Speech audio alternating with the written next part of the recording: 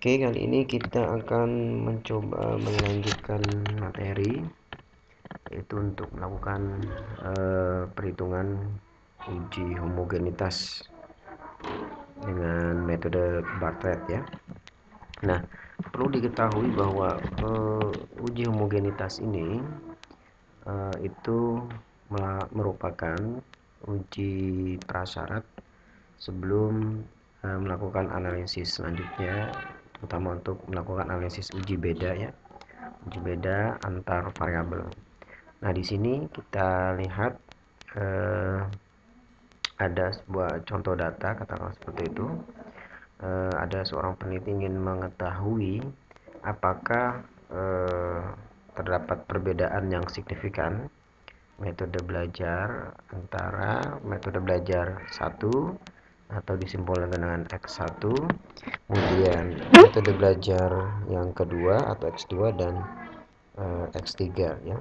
Jadi seorang peneliti ingin mengetahui perbedaan ketiga metode belajar ini, apakah hasil belajarnya itu berbeda secara signifikan begitu. Oleh karena itu perlu dilakukan uji asumsi dulu bahwa ketiga data ini itu datanya berasal dari populasi yang homogen ya. Nah, kalau misalnya hasilnya nanti tidak homogen, maka tidak boleh dilanjutkan untuk melakukan uji beda pada tahap selanjutnya. Oke, katakanlah ini kita ambil contoh ada 10 ya, ada 10 responden. N-nya ada 10, kemudian variabel yang dibandingkan ada 3, X1, X2, X3. Ini ada datanya. Nah, sebelum kita melakukan analisis, maka kita harus melengkapi kolom-kolom untuk melakukan perhitungan selanjutnya. Jadi dari data ini ya, fokusnya kita di kolom ini dulu ya. Nah, jadi ini ada 10 data, N-nya ada 10, N-nya tulis ada 10 begini. Kemudian setelah itu kita jumlahkan ya. Ini sigma masing-masing data, sigma X1, sigma X2, sigma X3 ya. Kemudian pada baris yang selanjutnya ini ada rata-rata ya, X bar itu rata-rata dari mana? Rata-rata dari masing-masing variabel ini, rata-rata X1, kemudian rata-rata X2 dan rata-rata X3. Rumusnya adalah jumlah keseluruhan data dibagi dengan jumlah N, berarti 736 dibagi dengan 10 ya. Kemudian setelah itu kita mencari S ya. S ini apa? Standar deviasi ya. Standar deviasi atau simpangan baku gitu. Kemudian yang bawahnya ini S kuadrat atau ini namanya varian. Nah, S kuadrat ini ya tinggal dikuadratkan, simpangan baku ini atau standar deviasi ini dikuadratkan. Nah, untuk lebih cepat mencari simpangan baku, tentu ini menggunakan data tunggal ya. Kalau Anda menggunakan perhitungan manual, maka ingat rumus kita yang pertemuan beberapa minggu yang lalu, itu gunakan rumus simpangan baku data tunggal ya. Rumusnya simpangan data tunggal atau standar deviasi data tunggal. Tapi ini bisa kita cari juga dengan memanfaatkan Microsoft Excel ya. Coba kita buka. Nah, Microsoft Excel begini. Lihat, kita coba untuk mencari rata-rata, kemudian standar deviasi dan variannya dengan menggunakan Microsoft Excel. Kita copy saja contoh untuk yang data pertama ya, di copy, kemudian kita copy paste di sini, paste spesial. Nah, begini ya. Oke, ini mungkin kita bisa kasih keterangan ya, rata, kemudian ini standar deviasi dan ini variannya atas x kuadrat ya. Nah, rumus rata-rata kursor diletakkan di sini, kemudian sama dengan average ya, ini ya, average, klik 2 kali, kemudian di blok, kemudian tekan enter ya. Nah, 73,6 ya, sama ya. Kemudian yang selanjutnya itu standar deviasi ya. Jadi sama dengan stdef ini ya, diklik 2 kali. Ingat ini rumusnya stdef, klik 2 kali, kemudian blok data keseluruhan. Setelah itu tekan enter. Nah, jadi 5,18 sekian sekian. Jadi kalau dibulatkan jadi 5,19. Ini bisa kita sederhanakan, angka di belakang komanya bisa kita sederhanakan dengan memilih toolbar di atas ini ya. Nah, tinggal kita klik, ini decrease desimal, berarti kita mengurangi desimalnya. Nah, ini bisa kita kurangi. Nah, ini bisa jadi sama ya, 5,190 sekian atau 5,19 sama ya. Oke. Kemudian variannya tinggal kita kuadratkan. Cara mengkuadratkan di Excel begini, sama dengan kemudian kita klik yang mau dikuadratkan. Nah, setelah itu kita pakai angka simbol topi begini ya. Simbol ini kalau Anda lihat di keypad Anda itu di angka 6 ya. Kalau di keypad saya itu angka 6, simbol topi begini ya. Berarti ini tekan shift nanti ya, tekan shift baru nanti tekan simbol begini, kemudian taruh angka 2 begitu. Nah, ini untuk kita mengkuadratkan ya. Udah tekan enter gitu. Nah, ini angkanya ini terlalu banyak, kita sederhanakan juga gitu. Jadi 2,26,9 sekian sama ya yang dengan di sini. Oke. Nah, ini kita menggunakan Microsoft Excel tentu lebih cepat. Kalau Anda nanti menggunakan perhitungan manual, maka gunakan rumus simpangan baku data tunggal gitu ya. Oke. Kita lanjutkan ya. Ini untuk semua data X1, X2 dan X3 dilakukan dengan cara yang sama begitu. Setelah itu kita ke kolom selanjutnya. Ini ada kolom X1, ini maksudnya X1 data ini kemudian dikurangi dengan rata-ratanya ya, hampir sama dengan kita melakukan uji Lily-Force ya. Jadi 75 dikurang dengan 73,6 hasilnya 1,4 ya. Kemudian dengan data kedua dan seterusnya. Kemudian perlu diingat untuk uji homogenitas metode Bartlett ini tidak perlu Anda mengurutkan datanya dari yang terbesar sampai yang terkecil ya. Tapi kalau mau diurutkan juga nggak jadi masalah ya. Tapi kalau tidak diurutkan juga nggak apa-apa ya. Oke, ini diteruskan 70 dikurang dengan 73,6 hasilnya min 3,6 dan seterusnya. Nah, ini mesti harus 0 kalau dijumlahkan ya. Oke. Ini harus 0 kalau dijumlahkan, ini posisinya di sini, kita tulis 0. Nah, yang ini juga dijumlahkan mesti hasilnya 0 ya. Kalau hasilnya nggak 0 mungkin Anda pembulatannya terlalu tinggi begitu ya. Dan coba Anda lakukan pengurangan sekali lagi untuk memastikan itu. Kemudian di sebelahnya kolom ini ya. Nah, ini X1 maksudnya data yang 1 kemudian dikuadratkan. Nah, Pak, yang mana dikuadratkan? Yang dikuadratkan itu yang ini 1,4 ya, kalau kita cek. Nah, 1,4 ya, ini kalau dikuadratkan pakai rumus yang tadi ya. Kemudian nah 1,996 ya. Oke, jadi ini X1 kuadrat ini yang dikuadratkan adalah kolom X1 nya ini ya.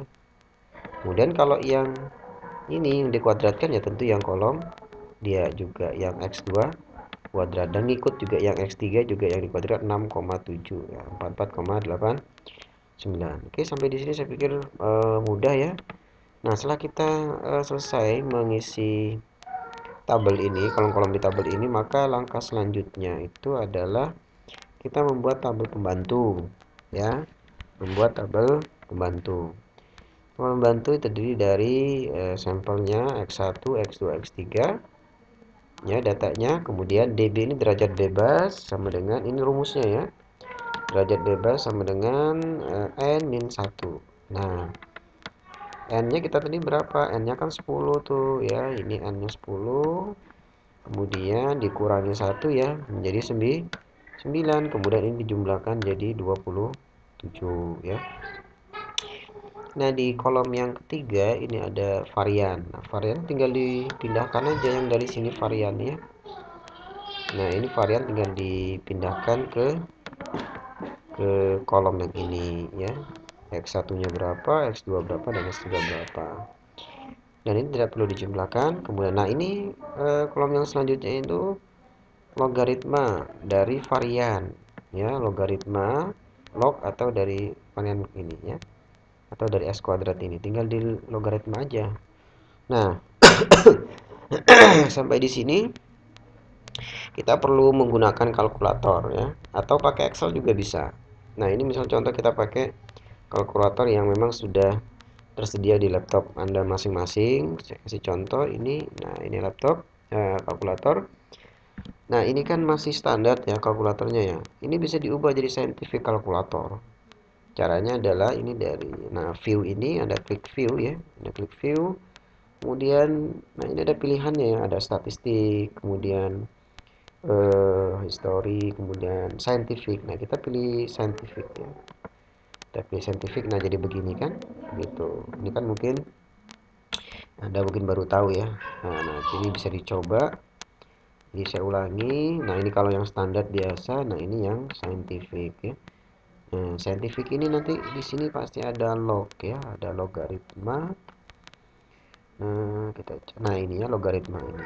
Nah, untuk menghitung logaritma 26,933, kita klik dulu logaritmanya begini ya. Nah, ketik angka aja dulu ya, 26,933.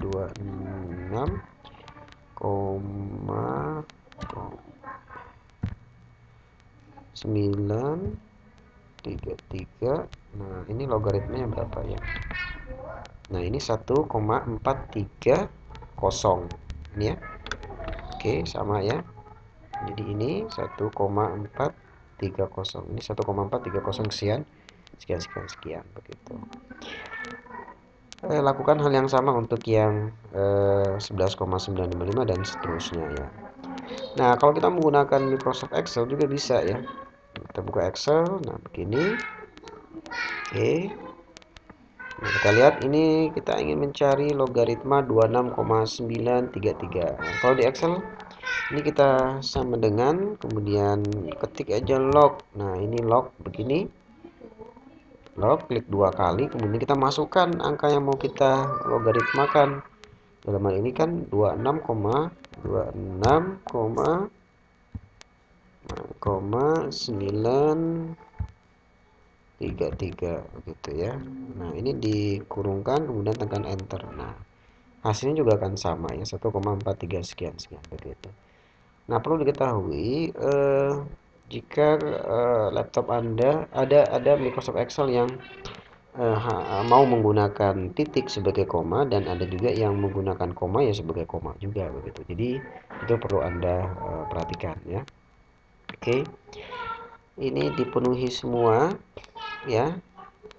Nah, setelah ini yang kolom terakhir DB dikali dengan logaritma yang sudah dikuadratkan tadi, yang ini ya. Jadi DB berarti 9 dikali dengan 1,430. 9 dikali 9 dikali dengan 1,430. Oke, hasilnya jadi 12,8 70 sekian sekian. Oke. Lakukan hal yang sama sampai data ketiga dan kolom terakhir ini Anda jumlahkan, begitu ya. Oke. Nah, barulah kita langkah selanjutnya itu menghitung varian gabungan.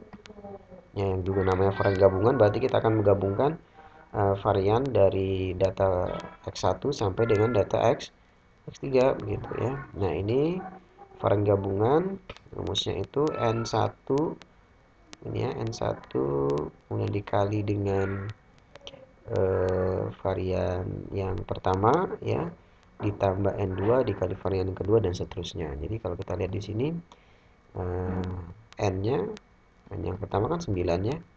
Kemudian dikali titik ini maksudnya dikali ya, dikali variannya berapa dia 26,933 dan ini dengan cara yang sama gitu semua dan semuanya dibagi 9 tambah 9 dan hasilnya 22,373 ya.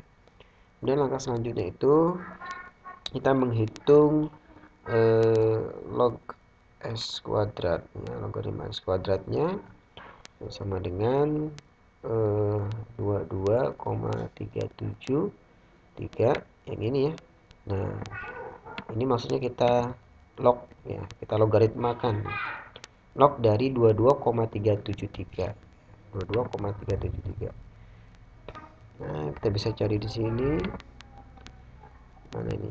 22 ya 22,373 kita logaritmakan ya 1,349 ya 1,349. Dan setelah itu menghitung nilai B ya. B itu rumusnya ya B sama dengan logaritma yang ini ya dikali dengan sigma N ke I dikurang 1. Nah ini 1349 ini dikali dengan ini jumlah N nya ya, 36,423. Kemudian nah ini kita menghitung nilai Cihitung. Ini Cihitung. Nah ini ln atau ln ya, simbolnya itu ln 10. Nah ln 10 dari mana? 10 udah nilai konstan, udah rumusnya begitu, nggak usah bingung, dikali B dikurang sigma dB logaritma kuadrat ya. Nah ln 10 ini berapa? Kita bisa cari di sini nih ln 10 ya, ln 10 nih dari sini nih ln, coba kita cek. Nah ini ln nya. Nah kita ketik angka 10 ln nya berapa? Nah ini 2,30 atau 2,3 lah begitu ya. Nah 2,3 dikali dengan B ya, nilai B nya berapa tadi? Ini 36,42. Nah ini dikurangi dengan sigma dB nya yang ini. Nah terakhir ini ya 35,01 sekian. Kemudian hasilnya 1,82. Nah kita sudah dapatkan nilai Cihitungnya ya, tinggal kita mencari nilai C tabel atau C tabel. Nah rumus C tabel itu ini rumus C tabel ya, pada alfa 0,05 derajat bebasnya. Nah ini rumusnya ya, C tabel dB sama dengan K itu kelas dikurang 1. Nah jumlah kelasnya ini maksudnya ini jumlah datanya ada berapa? Ada 3 dikurang 1 jadi 2.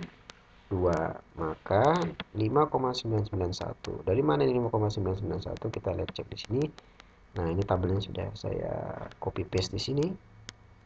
Berapa tadi? Nah 2 ya, 3 kurang 1 jadi 2. Nah DK nya 2 dengan taraf signifikansinya 0,05. Jangan bingung, 0,05 itu 5% ya. Nah ini 0,05 5% itu jadi 5,991. Oke, nah ini 5,991.